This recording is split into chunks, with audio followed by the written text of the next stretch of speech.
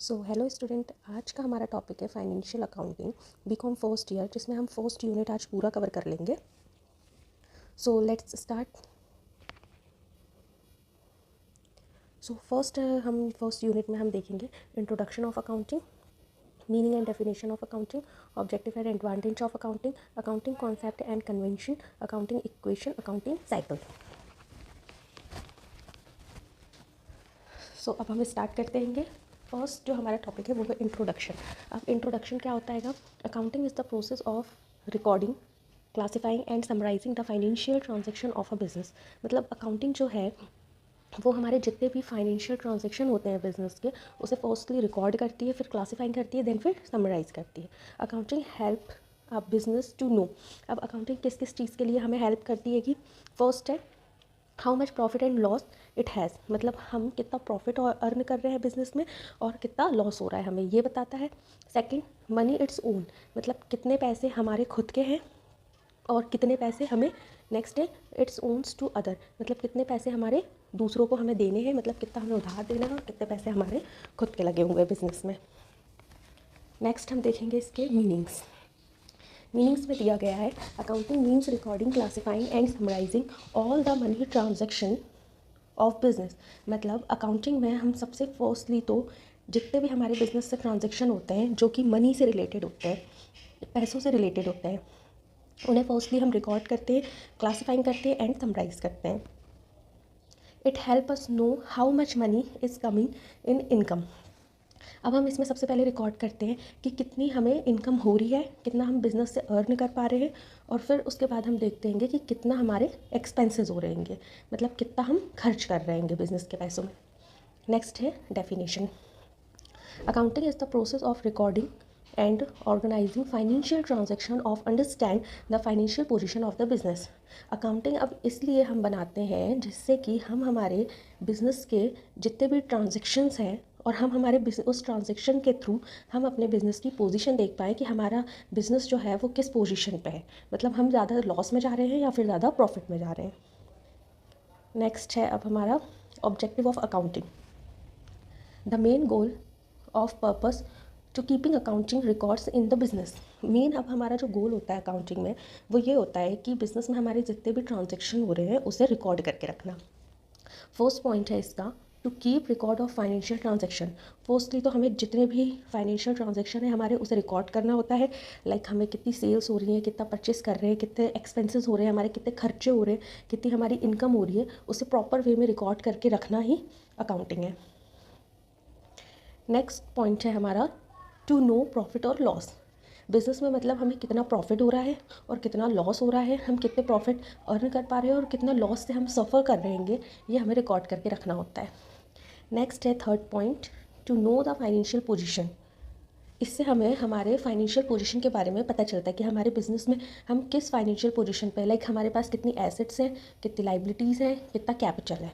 Assets मतलब होता है हमारे पास कितने फर्नीचर्स हैं, कितनी मशीन्स हैं, कितनी बिल्डिंग्स हैं, ये एसेट्स में इंक्लूड होता है। और जो लाइबिलिटीज़ होती है, लाइबिलिटीज़ लाइक हमने बैंक से कितना लोन ले रखा है और हमने लोगों से कितना उधार ले रखा है।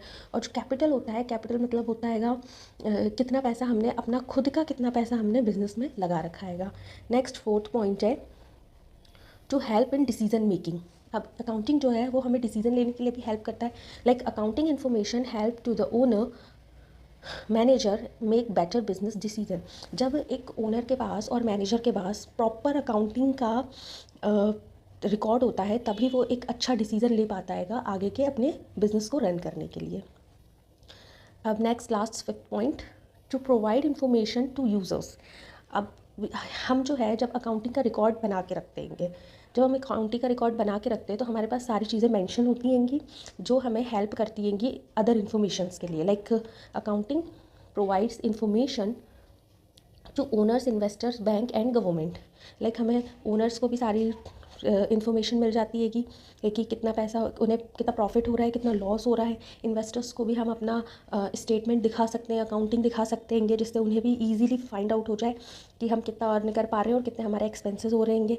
बैंक को भी हम अपना रिकॉर्ड दिखा सकते हैं और उसके थ्रू जो लोन वगैरह पे करना होता है वो टाइमली और अच्छे से और एक सही अमाउंट पे कर सकते हैं। गवर्नमेंट को भी ये रिकॉर्ड्स दिखाने होते हैं क्योंकि हमें टैक्स पे करना होता है। नेक्स्ट टॉपिक है हमारा एडवांटेज ऑफ अकाउंटिंग। अब एडवांटेज ऑफ अकाउंटिंग में क्या क्या पॉइंट्स आते हैं। कीप रिकॉर्ड ऑफ ट्रांजेक्शन, इसमें भी फर्स्टली हमें ट्रांजेक्शन्स को रिकॉर्ड करना होता है। लाइक कितनी हमारी सेल्स हो रही है, कितनी परचेज हो रही है, कितनी इनकम हो रही है और कितने एक्सपेंसेस हो रहेंगे। फर्स्टली हमें इसमें भी सब रिकॉर्ड करके रखना पड़ता है। सेकेंड पॉइंट है इसका शो प्रॉफिट एंड लॉस, इसमें भी हमें प्रॉफिट एंड लॉस दिखाना पड़ता है कि बिजनेस में हमें कितना प्रॉफिट हो रहा है और कितना लॉस हो रहा है। थर्ड पॉइंट है हेल्प इन डिसीजन मेकिंग, ये ओनर्स को हेल्प करता है कोई भी बिज़नेस के लिए आगे का जब वो डिसीज़न लेते हैं तो वो डिसीज़न हेल्प करता है उसे। अकाउंटिंग मतलब हेल्प करता है ओनर्स को कि आप आगे कोई भी डिसीज़न ले रहे हो तो पहले फाइनेंशियल अकाउंटिंग को देख लेते हैं कि वो कितने लॉस में और कितने प्रॉफिट में। फोर्थ पॉइंट है शो फाइनेंशियल पोजीशन, ये हमें फाइनेंशियल पोजीशन हमारी दिखाता है कि हमारा जो बिज़नेस है किस लेवल तक जा चुका है। कैसे? बैलेंस शीट से। बैलेंस शीट हम लास्ट में पढ़ेंगे नेक्स्ट यूनिट में कि बैलेंस शीट क्या होती है। फिफ्थ पॉइंट है हेल्पफुल फॉर प्लानिंग। अब ये प्लानिंग के लिए हेल्पफुल कैसे करता है, जब हम अकाउंटिंग देखते हैं हमारी कितना हमें लॉस हो रहा है, कितना प्रॉफिट हो रहा है, तो उसके अकॉर्डिंग हम हमारे फ्यूचर प्लान्स करते हैं बिजनेस के लिए कि हमें बिजनेस को आगे कैसे रन करना है। सिक्स्थ पॉइंट है प्रोवाइड इन्फॉर्मेशन टू आउटसाइडर, हम आउटसाइडर्स को भी इन्फॉर्मेशन प्रोवाइड कर सकते हैं हमारी अकाउंटिंग के थ्रू। लाइक इन्वेस्टर्स हो गए, बैंक हो गए, गवर्नमेंट हो गए, बट फर्स्टली इसके लिए हमें एक प्रॉपर अकाउंटिंग रिकॉर्ड रखना पड़ता है। सेवन्थ पॉइंट है हेल्प इन टैक्स कैलकुलेशन, अब ये टैक्स कैलकुलेशन के लिए भी हेल्प करता है जस्ट बिकॉज जब हमारे पास एक प्रॉपर अकाउंटिंग रिकॉर्ड होता है तो हम जो टैक्स है वो ईजी वे में कैलकुलेट कर सकते हैं। नेक्स्ट टॉपिक है हमारा accounting concept. Accounting concept are the basic rule and ideas that guide how accounting is alone and how financial records are prepare. अब ये हमें बताता है अकाउंटिंग कॉन्सेप्ट में बेसिकली हम कुछ रूल्स और आइडियाज़ को यूज़ करते हुए अपने फाइनेंशियल ट्रांजैक्शन को प्रिपेयर करते हैं। लाइक फर्स्टली हम जर्नल एंट्री बनाते हैं, फिर लेज़र बनाते हैं, और ये जो है ये हम नेक्स्ट यूनिट में कवर करेंगे कि हम पहले कौन सा फाइनेंशियल स्टेटमेंट बनाते हैं, फिर कौन सा बनाते हैं, स्टेप बाय स्टेप। अभी हम कॉन्सेप्ट के पॉइंट्स देख लेते हैं।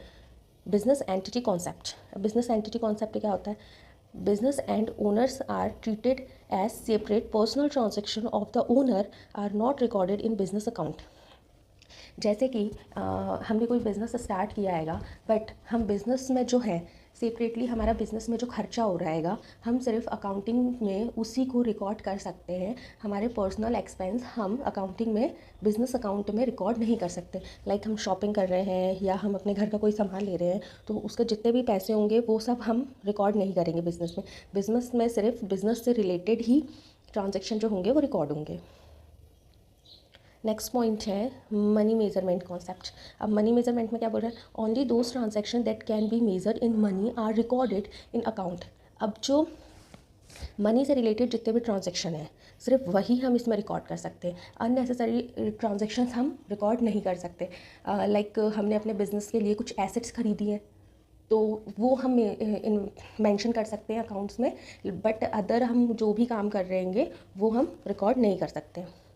थर्ड पॉइंट है गोइंग कॉर्नर्स concept. It assume that the business will continue for a long time and will not close soon. जब भी कोई बिज़नेस हम स्टार्ट करते हैं मोस्टली हम यही कोशिश करते हैं कि हमारा जो बिज़नेस है वो लॉन्ग टाइम के लिए रन हो मार्केट में, जल्दी उसे हमें क्लोज ना करना पड़े। Accounting period concept. अब अकाउंटिंग पीरियड कॉन्सेप्ट क्या होता है? The life of a business is divided into specific period usually 1 year to calculate the profit और लॉस।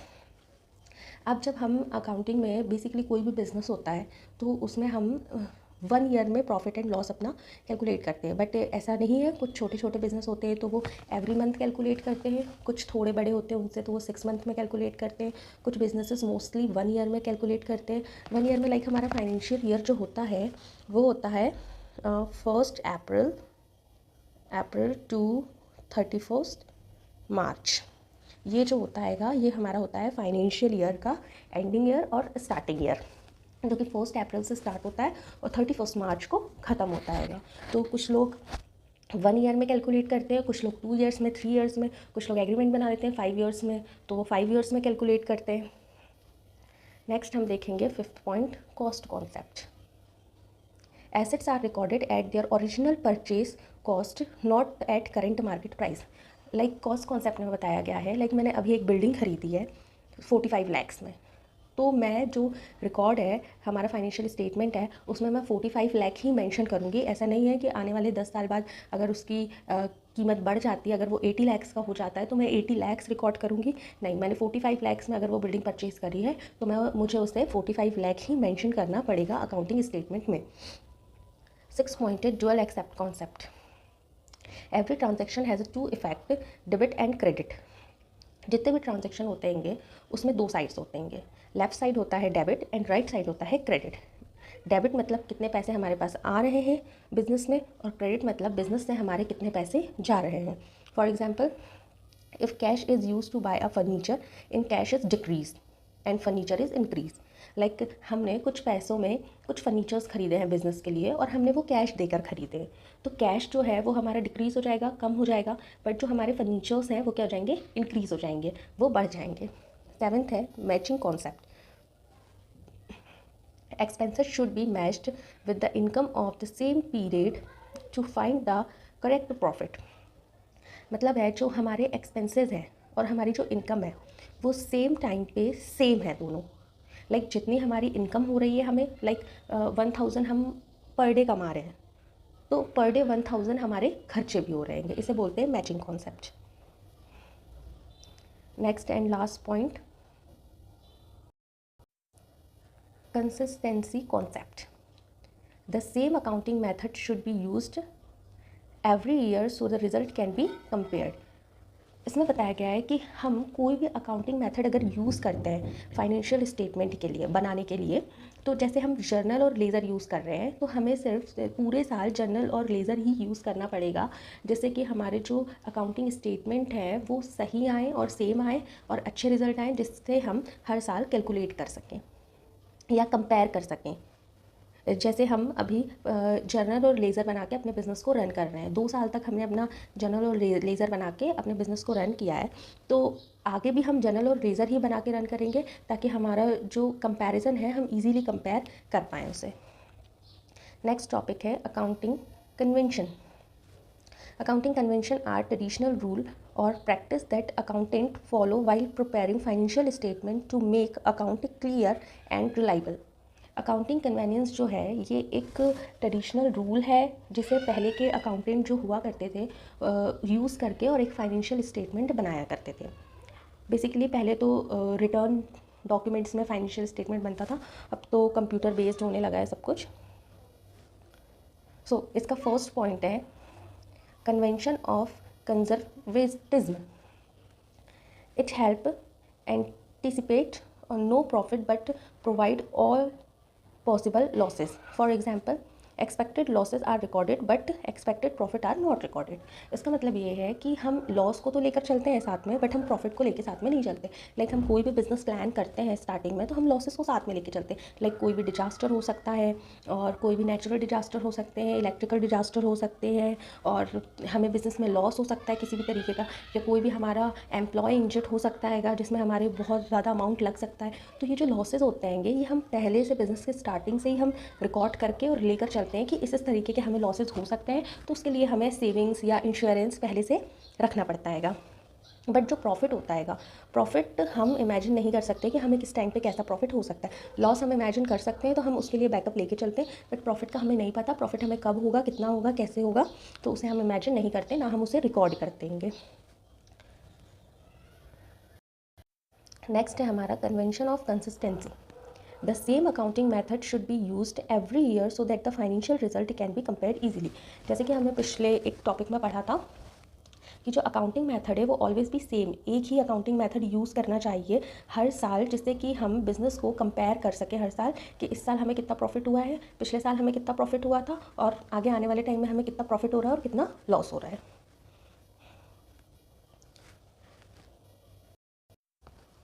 नेक्स्ट थर्ड पॉइंट है convention of full disclosure. All important information about the business should be clearly show in the financial statement. Means है हमारे जितने भी important transaction होते हैं वो सारे फाइनेंशियल स्टेटमेंट बनते हैं और एक क्लियर रिकॉर्ड किया जाता है बिजनेस में। Convention of materiality. Only important information that affect decision should be recorded and show in the account. अब इसमें क्या होता है कि जितने भी इंपॉर्टेंट इन्फॉर्मेशन होती है डिसीज़न लेने के लिए बिज़नेस के अकॉर्डिंग, वही हम सिर्फ इसमें रिकॉर्ड करते हैं और मेंशन करते हैं। उसके अलावा कोई भी छोटी चीज़ें हम रिकॉर्ड नहीं करते हैं। नेक्स्ट है हमारा अकाउंटिंग इक्वेशन। अकाउंटिंग इक्वेशन एक फार्मूला होता है जो कि फार्मूले के अकॉर्डिंग हम अकाउंटिंग की जो इक्वेशंस होती हैं, हमारे प्रॉफिट एंड लॉस वगैरह होते हैं, ये सारी चीज़ें हम कैलकुलेट करते हैं। नेक्स्ट वीडियो में हम इसे डीपली पढ़ेंगे। अभी इसका फार्मूला देख लेते हैं। इसका फार्मूला होता है assets equal to liability plus capital. मैंने मेरे एक शॉर्ट्स वीडियो में एसेट्स, लाइबिलिटी और कैपिटल तीनों का मीनिंग बताया हुआ है, और अभी मैं बता देती हूँ मीनिंग्स में। एसेट्स क्या होती हैं? एसेट्स लाइक हमारे बिज़नेस में जो हमारे पास कैश है, बिल्डिंग है, फर्नीचर्स है, मशीन्स है, इसे हम बोलते हैं एसेट्स। अब लाइबिलिटीज़ क्या होती हैं? लाइबिलिटीज़ मतलब जितने पैसे हमने बैंक से उधार ले रखे हैं, लोन ले रखा है, और जितने भी हमारे क्रेडिटर्स हैं उसे बोलते हैं लाइबिलिटीज़। नेक्स्ट है कैपिटल। कैपिटल वो होता है मतलब कितने पैसे हमने हमारे बिज़नेस में लगा रखेंगे। अब इसका एक एग्जांपल देख लेते हैं। एसेट्स हमारे पास 50,000 है, लाइबिलिटी हमारे पास 20,000 है, देन कैपिटल हमने 30,000 लगा रखा है। तो इसकी वैल्यू जो है वो फॉर्मूले में पुट करके हम इसे फाइंड कर सकते हैं आंसर। नेक्स्ट है हमारा accounting cycle, and this one is our last topic. The accounting cycle is the step by step process. जो अकाउंटिंग साइकिल है वो एक स्टेप बाय स्टेप प्रोसेस है जो कि हमारे अकाउंटिंग के लिए काफ़ी हेल्पफुल है और हमारे बिज़नेस के लिए काफ़ी हेल्पफुल है, और फाइनेंशियल स्टेटमेंट जो हम रिकॉर्ड करते हैं उसको प्रिपेयर करने के लिए काफ़ी ज़्यादा ज़रूरी है। इसी को फॉलो करके हम हमारे ट्रांजेक्शन्स जो हैं वो प्रॉपरली रिकॉर्ड कर सकते हैं। सो फर्स्ट हमारा टॉपिक रहेगा इसमें, फर्स्ट पॉइंट है आइडेंटिफाई ट्रांजेक्शन। फर्स्टली हमें ट्रांजेक्शन को आइडेंटिफाई करना पड़ता है, लाइक कितनी सेल्स हो रही है, कितने परचेस हो रहे हैं, कितना पेमेंट हो रहा है, कितना हम उधार दे रहे हैं लोगों को और कितना हम उधार लोगों से ले रहे हैं। फर्स्टली हमें ये आइडेंटिफाई करके और रिकॉर्ड करना पड़ता है। सेकेंड है रिकॉर्ड इन जर्नल। फिर हमें जर्नल एंट्री बनानी होती है जिसमें हम क्रोनोलॉजिकली ऑर्डर में सारी चीज़ें रिकॉर्ड करते जाते हैं। डेबिट हम लेफ्ट साइड रिकॉर्ड करते हैं, लेफ्ट हैंड साइड, और क्रेडिट हम राइट हैंड साइड रिकॉर्ड करते हैं। देन फिर जर्नल एंट्री को देखते हुए हम बनाते हैं लेज़र। लेज़र में हम डिफरेंट अकाउंट बनाते हैं, लाइक सेल्स अकाउंट हम अलग बनाते हैं, परचेस अकाउंट अलग बनाते हैं, पेमेंट अकाउंट अलग बनाते हैं, क्रेडिटर अकाउंट अलग बनाते हैं, डेबिटर अकाउंट्स अलग बनाते हैं। नेक्स्ट है प्रिपेयर ट्रायल बैलेंस। अब ट्रायल बैलेंस में हम क्या देखते हैं? ट्रायल बैलेंस में हम ये देखते हैं कि हमारे जो डेबिट है और क्रेडिट है, इन दोनों का जो बैलेंस है वो इक्वल आ रहा है या नहीं आ रहा है। नेक्स्ट फिफ्थ में make adjustment. Necessary adjustment like outstanding expenses, prepaid expenses are recorded. इसमें हमारे जितने भी प्रीपेड एक्सपेंसेस होते हैं हम उसे रिकॉर्ड करते हैं। Prepare financial statement. अब नेक्स्ट हम फाइनेंशियल स्टेटमेंट बनाते हैं। सेकंड लास्ट स्टेप है ये हमारा फाइनेंशियल स्टेटमेंट का, जिसमें हम क्या क्या बनाते हैं? ट्रेडिंग अकाउंट बनाते हैं, प्रॉफिट एंड लॉस अकाउंट बनाते हैं, बैलेंस शीट प्रिपेयर करते हैं। ये तीन चीज़ें हम इसमें प्रिपेयर करते हैं जिससे हमारा, और लास्टली जो होता है हमारा वो होता है हमारी बैलेंस शीट। बैलेंस शीट में हमें प्रॉपर रिकॉर्ड मिल जाता है कि हमें कितना प्रॉफिट हुआ है, कितना लॉस हुआ है, और बैलेंस शीट जो हमारा होता है वो एक लास्ट स्टेटमेंट होता है अकाउंटिंग का। देन फिर है क्लोजिंग द बुक। अब जो हमारी अकाउंटिंग ट्रांजैक्शन की बुक है ईयरली बेसिस पे जो हम प्रिपेयर कर रहे थे, फाइनली वो क्लोज हो जाती है और अकाउंटिंग पीरियड हमारा टेम्प्रेरी हम क्लोज कर देते हैं वहाँ से। नेक्स्ट फिर हम नया अकाउंटिंग स्टेटमेंट, हमारा फाइनेंशियल अकाउंटिंग जो भी होता है, फिर हम उसको नए उससे बनाना स्टार्ट कर देते हैं। So thank you student for watching this video. Please like and subscribe. और अब हम नेक्स्ट वीडियो में सेकंड यूनिट कवर करेंगे जिसमें हम जर्नल और लेज़र देखेंगे और उसको अच्छे से पढ़ेंगे। सो अगर आपको और भी सब्जेक्ट्स के वीडियो चाहिए या फिर आपको अदर टॉपिक्स चाहिए कॉमर्स से रिलेटेड, एमकॉम, एमबीए जिससे भी रिलेटेड, तो आप मुझे कमेंट करके बता सकते हैं।